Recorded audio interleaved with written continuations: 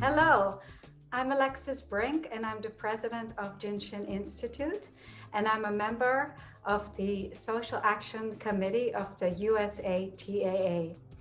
And today I'm here with Vann Joines. He's a PhD clinical psychologist and the president and director of the Southeast Institute for Group and Family Therapy in Chapel Hill, North Carolina.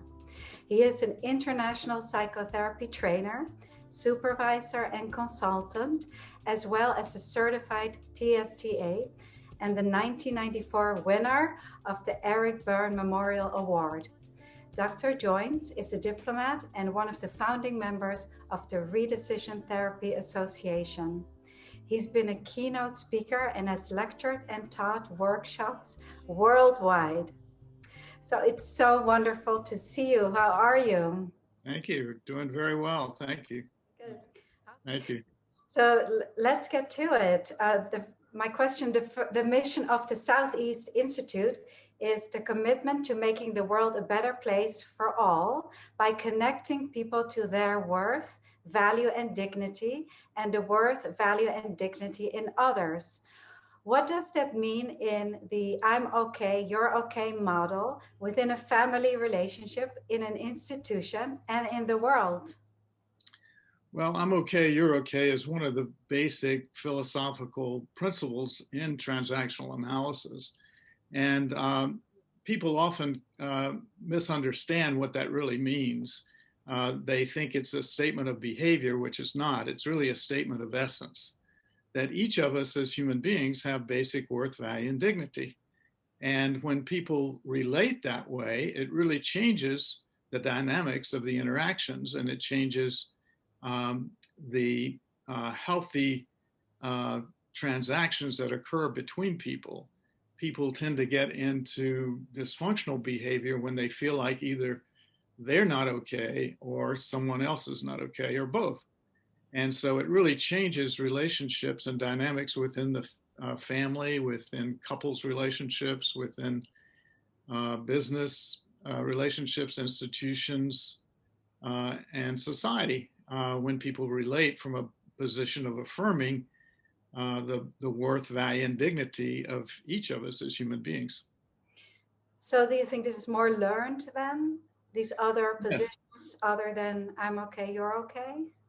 Yes, these other positions are assumed in childhood based on how we are transacted with.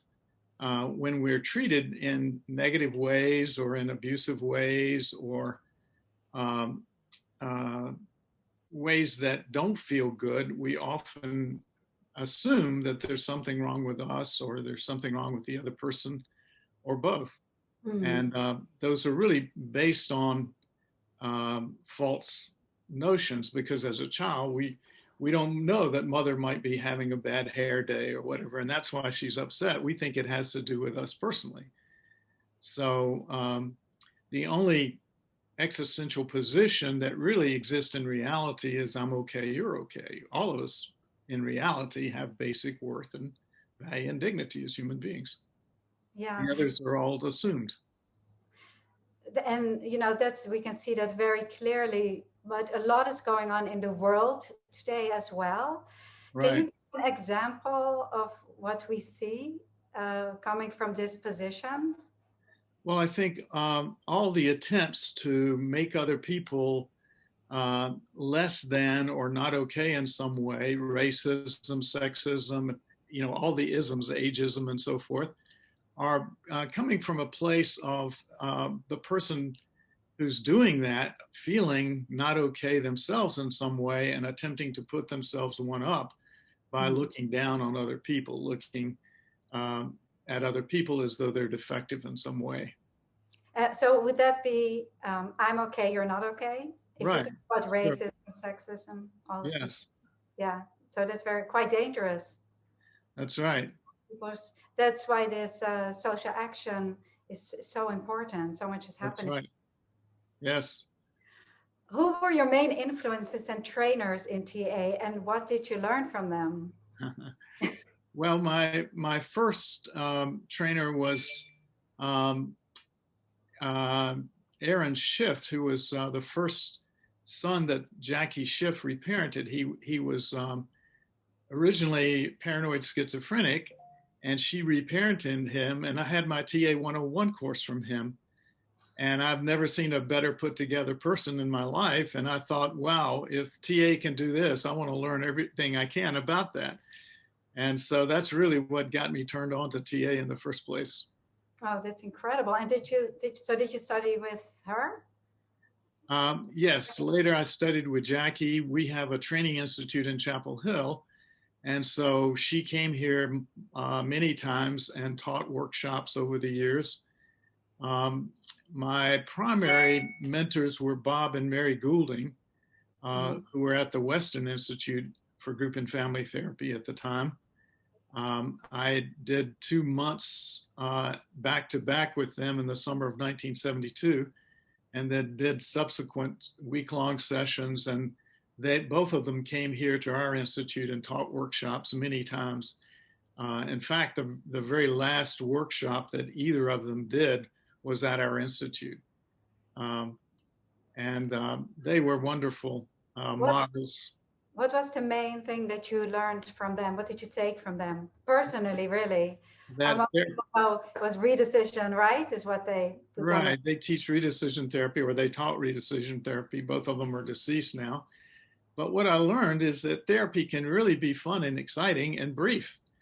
You don't have to spend ages in therapy before you can feel better and be better, which is actually what they learned from Eric Berne. Berne used to ask himself, how can I cure this patient in 20 minutes every time he went into a session?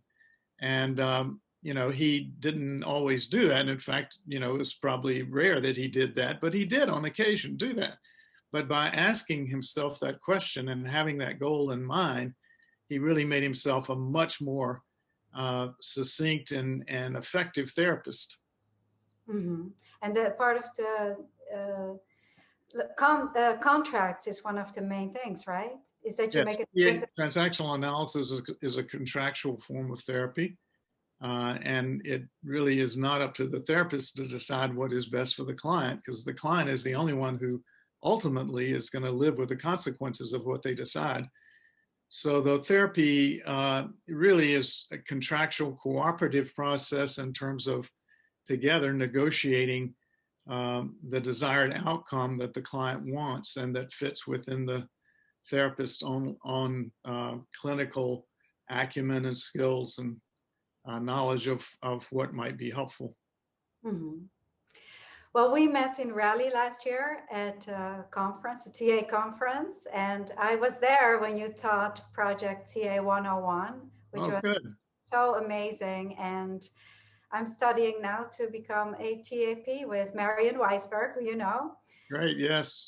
And I use Project TA 101 to prepare for my lessons with her. So Oh, good. I look at them all the time, and it's so wonderful. Right. And I wanted to know what was your involvement exactly with the Project TA 101, and why is this project so important? Well, Project TA 101 grew out of the desire of the Inclusion, Equality, and Social Action Committee of the United States Transactional Analysis Association.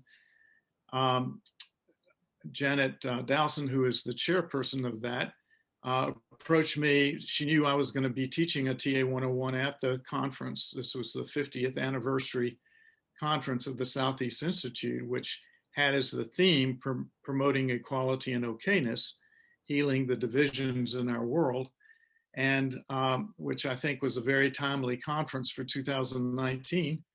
And she asked me if we would focus the TA 101 on social justice.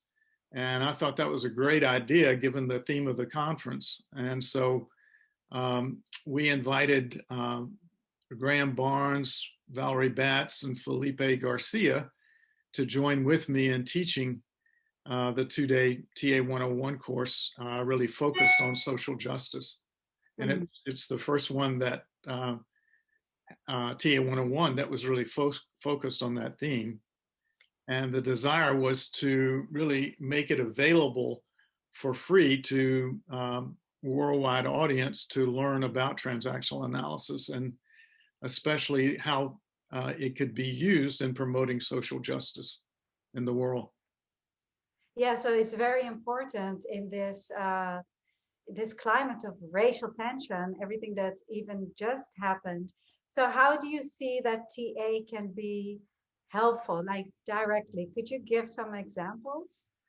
Yes, I think that if people relate to one another from that position of I have worth, value, and dignity, you have worth, value, and dignity, it really changes the nature of how we transact with one another, but also how we see one another, and really realizing what the slogan Lives Matter is all about, and that all of us are worthwhile and deserve to be treated with dignity and respect. Yeah. And what is your personal take on what's happening globally, politically, psychologically, environmentally? Well, unfortunately, there seems to be a shift to a lot of nationalistic, autocratic leaders who are really promoting nationalism and divisiveness, really, in the world, and as opposed to cooperation and working together. And so I think there's a lot of polarization in terms of people who are more liberal or progressive and people who are more conservative, um, and unfortunately people are getting or escalating that, and have seemed to move away from really talking and dialoguing with each other and really seeking to understand each other's position and the value of each position, and looking at how we can work cooperatively together to make the world a better place. Yeah, and so is it possible to tie that back again one more time to the TA and to the concept, the Well, basic? yeah, I think transactional analysis is one of the clearest conceptual frameworks for understanding what's going on with people, both intrapsychically and interpersonally, and why people play psychological games and why they get into dysfunctional behavior and what that's all about. They are seeking attention and recognition, but in a very negative way.